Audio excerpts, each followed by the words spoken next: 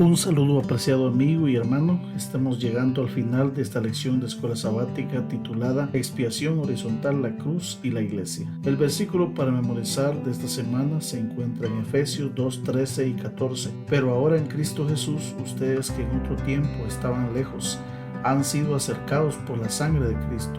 Cristo es nuestra paz, que de los dos pueblos hizo uno y derribó el muro divisorio. Por favor, acompáñenme en oración para el estudio de la palabra del Señor. Bendito Padre que estás en los cielos, gracias te damos, Señor, por tu palabra en este día. Deseamos contar con la dulce presencia de tu Santo Espíritu para el estudio de tu palabra. En el nombre de Jesús, amén. Para hoy, jueves 27 de julio, mis amigos y hermanos, la reflexión se titula La Iglesia, un templo santo. ¿Qué conjunto de imágenes destacadas utiliza Pablo en Efesios 2, 11 al 22 para señalar la unidad entre judíos y gentiles en la iglesia? Por favor, acompáñenme en la lectura de Efesios 2, 11 al 22. Por tanto, acordaos de que en otro tiempo vosotros los gentiles, en cuanto a la carne, erais llamados incircuncisión por la llamada circuncisión hecha con mano en la carne.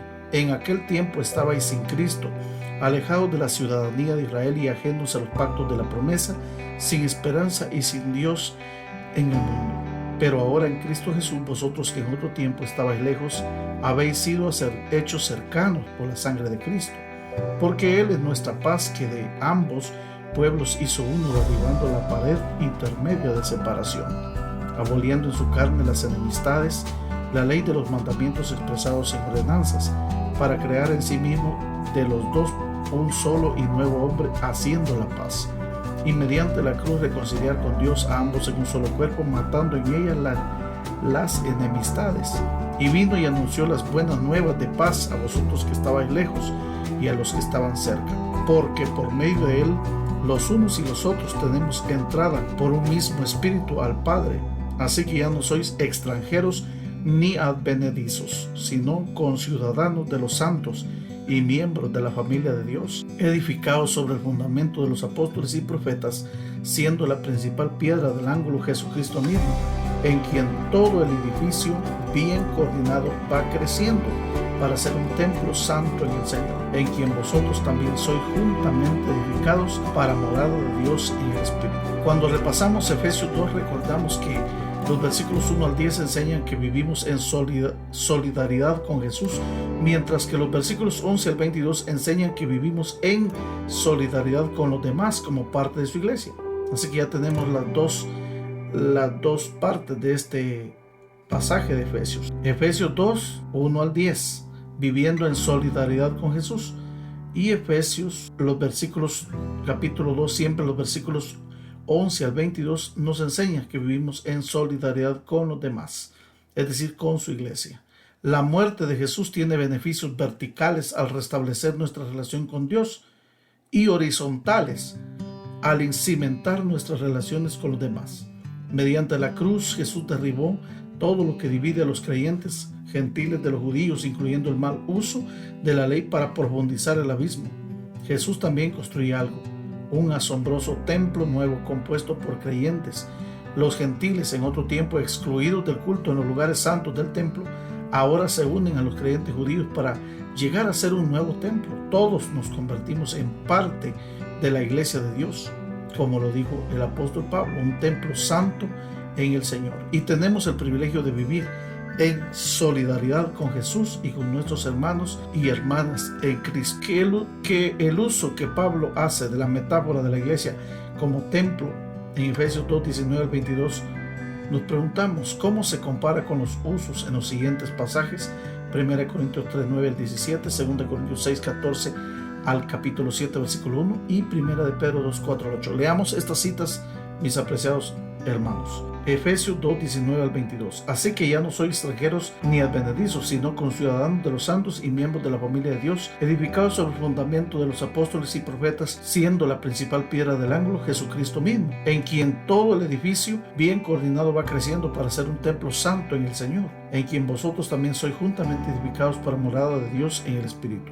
1 Corintios 3, 9 al 17. Porque nosotros somos colaboradores de Dios y vosotros sois la labranza de Dios, edificio de Dios, conforme a la gracia de Dios que me ha sido dada. Yo como perito arquitecto puse el fundamento y otro edifica encima, pero cada uno mire cómo sobreedifica, porque nadie puede poner otro fundamento que el que está puesto, el cual es Jesucristo. Y si sobre el fundamento alguno edificare oro, plata, piedra preciosa, madera, heno, hojarasca, la obra de cada uno será manifiesta, porque el día del lado declarará, pues por el fuego será revelada, y la obra de cada uno, cual sea, el fuego la probará. Si permaneciere la obra de alguno que sobreedificó, recibirá recompensa. Si la obra de alguno se quemare, él sufrirá pérdida, si bien él mismo será salvo, aunque sí, como por fuego. ¿No sabéis que sois templo de Dios y que el Espíritu de Dios mora en vosotros? Si alguno destruyera el templo de Dios, Dios lo destruirá a él, porque el templo de Dios, el cual sois vosotros, santo es. 2 Corintios 6, 14 a 7, 1. No os unáis en yugo desigual con los incrédulos, porque ¿qué compañerismo tiene la justicia con la injusticia? ¿Y qué comunión la luz con las tinieblas?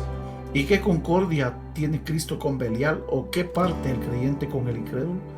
¿Y qué acuerdo hay entre el templo de Dios y los ídolos? Porque vosotros sois el templo del Dios viviente, como Dios dijo: habitaré y andaré entre ellos, y seré su Dios, y ellos serán mi pueblo. Por lo cual, salid de en medio de ellos y apartaos, dice el Señor, y no tocáis lo inmundo, y yo os recibiré. Y seré para vosotros por padre, y vosotros me seréis hijos e hijas, dice el Señor Todopoderoso. Así que, amados, puesto que tenemos tales promesas, limpiémonos de cada contaminación de carne y de espíritu, perfeccionando la santidad en el temor de Dios. 1 Pedro 2, 4 al 8. Acercándonos a él, piedra viva, desechada ciertamente por los hombres, mas para Dios escogida y preciosa. Nosotros también, como piedras vivas, sed edificados como casa espiritual y sacerdocio santo, para ofrecer sacrificios espirituales aceptables a Dios por medio de Jesucristo. Por lo cual también contiene la escritura: he aquí pongo en Sion la principal piedra del ángulo, escogida, preciosa, y el que creyere en él no será avergonzado. Para vosotros, pues, los que creéis, él es precioso, pero para los que no creen, la piedra que los edificadores desecharon ha venido a ser la cabeza del ángulo, y piedra de tropiezo y roca que hace caer, porque tropiezan en la palabra, siendo desobedientes, a lo cual fueron también destinados. Pablo emplea la metáfora de la iglesia como templo, como imagen que corona la conclusión plena de los gentiles en la iglesia. Si bien antes tenían prohibido adorar en el atrio de Israel, en el templo ahora no solo tienen acceso, de acuerdo a Efesios 2:18, sino además ellos mismos se convierten en materiales de construcción para un nuevo templo, diseñado para la morada de Dios mediante el Espíritu. Efesios 2:22. Los autores del Nuevo Testamento emplean la metáfora del templo para visualizar la santidad de la iglesia, el rol de Dios en la fundación y el crecimiento de la iglesia, y la solidaridad de los creyentes dentro de la iglesia. La metáfora se utiliza junto con el lenguaje biológico, donde se habla acerca de que el templo va creciendo en Efesios 2:21, y el proceso de la construcción a menudo se acentúa. Ustedes también son edificados juntos, dice, en lugar de una imagen estática. La iglesia puede reconocer su identidad como el templo del Dios viviente, 2 Corintios 6:16. Mis apreciados hermanos, el templo del Señor. En la cruz, Jesús ha derribado toda separación entre los creyentes. Por eso ahora pueden trabajar juntos, formando un edificio compacto, un edificio espiritual que contribuye a un templo santo. Jesucristo definitivamente es la piedra angular sobre la que el templo se sostiene. La Biblia, la enseñanza de los apóstoles y profetas, es su fundamento, y el Espíritu Santo coordina cada parte y hace crecer el edificio. Con esta símil o similitud, Pablo concluye su exposición sobre los dos pueblos. Antes había muros, ahora hay armonía. Antes había separación, ahora hay unión. Antes habían disensiones, habían problemas, ahora todos son uno en Cristo Jesús. Todos trabajamos juntos, creciendo, como lo dice San Pablo, en el Espíritu. Por lo tanto, mi amigo, mi hermano, en esta oportunidad debemos ayudar para que haya unidad en la iglesia, que no haya divisiones, porque Cristo es nuestra paz. Acompáñenme en oración para la terminación de esta reflexión. Bendito Padre que estás en los cielos, gracias te damos por tu palabra. Sé con nosotros y ayúdanos, Señor, a cumplir el propósito de Dios para su iglesia. Nos agradecemos en el nombre de Jesús. Amén y amén.